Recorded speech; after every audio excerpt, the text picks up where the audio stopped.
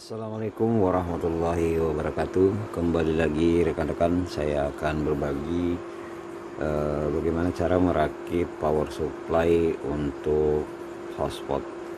Jadi perangkat-perangkat hotspot itu menggunakan tegangan DC. Di sini saya merakit sebuah panel yang mana berfungsi sebagai backup jika mati lampu dari supply PLN. Yang pertama-tama di sini saya akan menjelaskan. Ini ada satu buah power supply.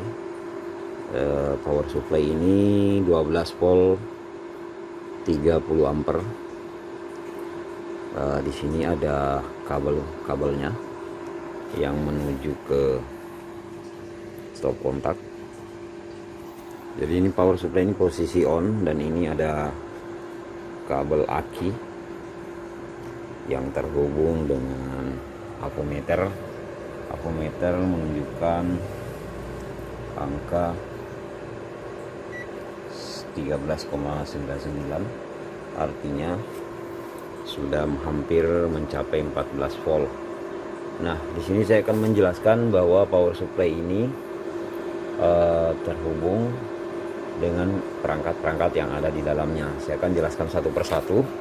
Ini adalah auto cut untuk jika baterai tercas full di 14 volt, maka alat ini akan memutuskan arus listrik dari power supply menuju ke aki. Ini lampu indikatornya masih nyala. Sekarang posisinya masih mengecas baterai aki. Dan ini alat yang kedua adalah auto cut juga, tapi berfungsi di saat baterai low. Artinya di saat kapasitas baterai yang kita setting batas minimal rendah, misalnya 12 volt, maka alat ini akan memutuskan arus menuju ke power step up dan step down. Jadi ini ada step up, step down, ada dua. Di sini step up ini 24 volt saya pakai untuk mensuplai mikrotik dan satu buah akses point, di mana dia membutuhkan tegangan 24 volt. Dan untuk yang 12,3 saya supply ke modem atau dari ISP, dan ada satu buah perangkat juga modem sebagai akses point. Kemudian yang step down untuk 5,3 itu saya supply untuk media converter, karena saya jalur mikrotik saya, jaringan mikrotik saya itu menggunakan kabel fiber optik, jadi saya gunakan media converter. Dan di sini untuk satu buah kipas, ada kipas pendingin. Meskipun dari power supply itu juga ada sebuah kipas. Nanti kalau panelnya tertutup, untuk membuang udara panas yang ada di dalam, saya menggunakan kipas 12 volt. Di sini untuk outputnya, di sini ada, saya buat lubang seperti ini. Jadi outputnya ada yang 24 volt, 12 volt atau 9 volt, tergantung kita settingnya. Kemudian ada yang 5 volt. Jadi masing-masing kabel saya beri label tanda agar tidak tertukar. Dan kita akan simulasikan bila mana terjadi mati lampu. Saya akan off-kan dulu sumber dari listrik. Maka di sini tegangannya turun, terbaca di 13 volt, dan supply dari listrik sudah padam. Dan untuk lampu indikator pada power supply itu masih nyala karena masih ada, karena tadi akinya belum full. Dan kalau sudah terjadi full, maka arus yang balik ke atas itu kan tidak ada, diputuskan oleh alat auto cut cas ini. Oke, nanti penjelasan untuk diagramnya saya akan menjelaskan dalam skema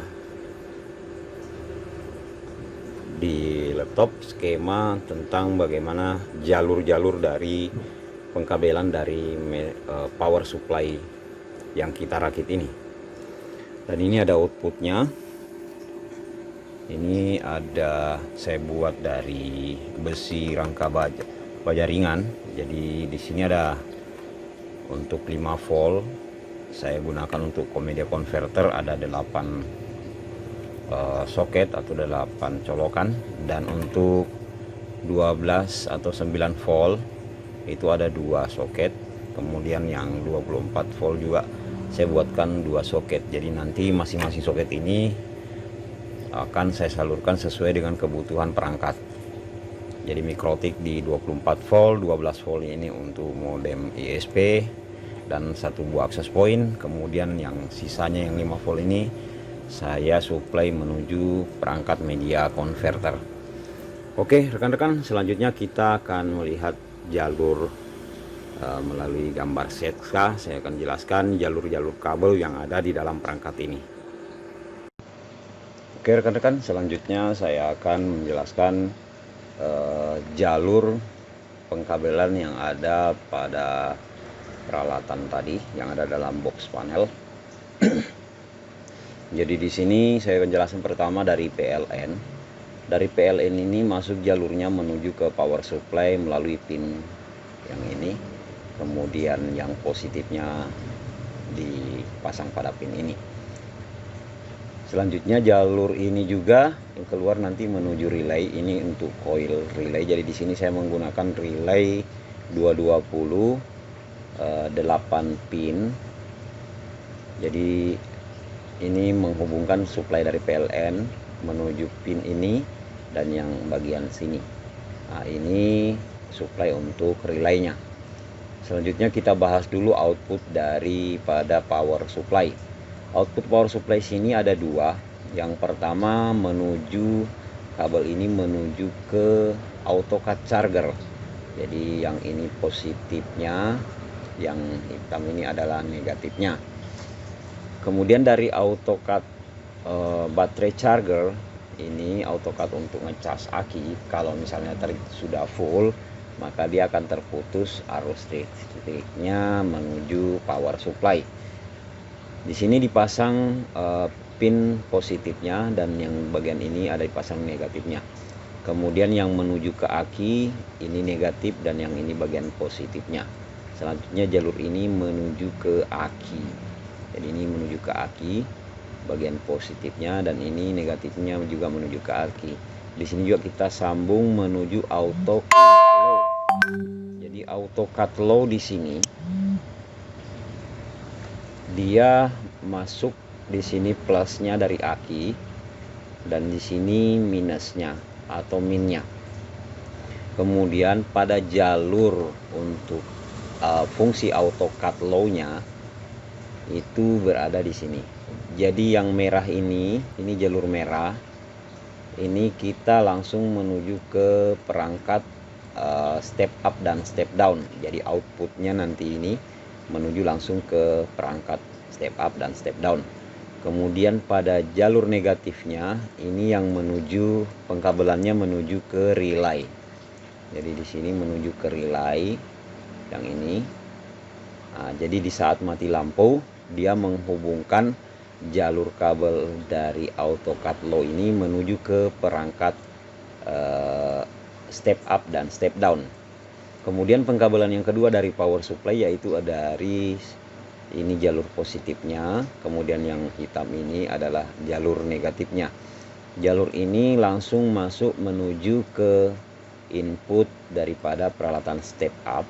Yang ini step up, jadi negatif dan ini yang positif. Kemudian ini step down, negatif dan positifnya.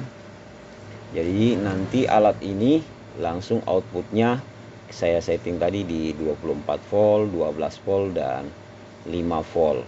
Jadi nanti toleransinya bisa lebih pakai koma 24,1 atau 24,2, terserah dari rekan-rekan, sesuaikan dengan kebutuhan. Jadi begitulah rekan-rekan di gambaran diagram atau gambaran sketsa dari pengkabelan power supply yang saya buat. Mudah-mudahan bermanfaat. Lebih dan kurangnya mohon dimaafkan. Jika ada kritik dan saran silahkan berikan komentar. Saya akhiri. Assalamualaikum warahmatullahi wabarakatuh.